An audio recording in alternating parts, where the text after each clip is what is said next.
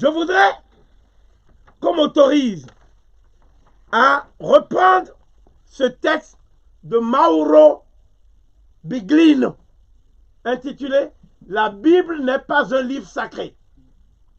La révélation de la plus grande supercherie de l'histoire. C'est très grave ça. C'est pas moi qui dis. Attention. Il y a un point sur lequel on peut au moins s'accorder. C'est que Rick Miret, c'est quelqu'un qui est très sage et très prudent sur cette question-là.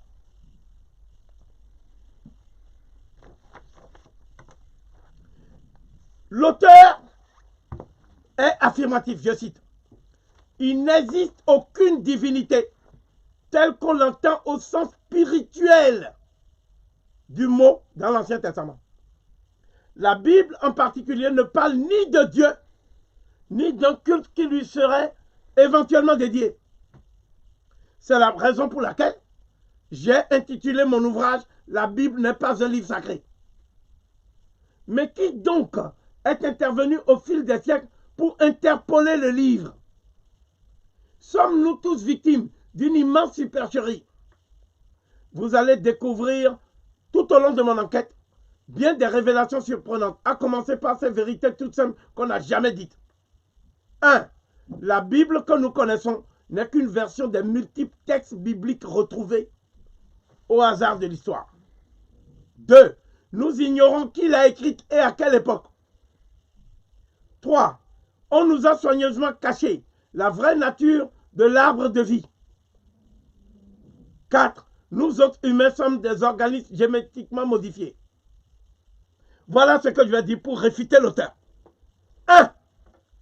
Il dit que la Bible que nous connaissons n'est qu'une version des multiples textes bibliques retrouvés. Moi, je dis que les originaux, à partir desquels les versions ont été écrites, sont connus. C'est la Bible cananéenne.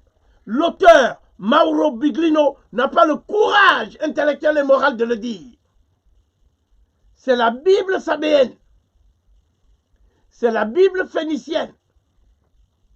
C'est la Bible sumérienne. Et enfin, c'est la Bible de toutes les Bibles. La Bible de toutes les Bibles.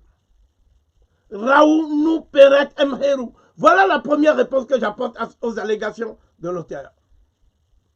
Deuxièmement, il dit que nous ignorons qui l'a écrite et à quelle époque. La version que nous avons actuellement a été écrite par Esdras et Néhémie, qui sont des scribes sacrificateurs.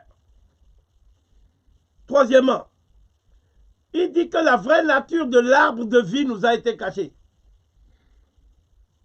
L'arbre de vie, c'est le sycomore.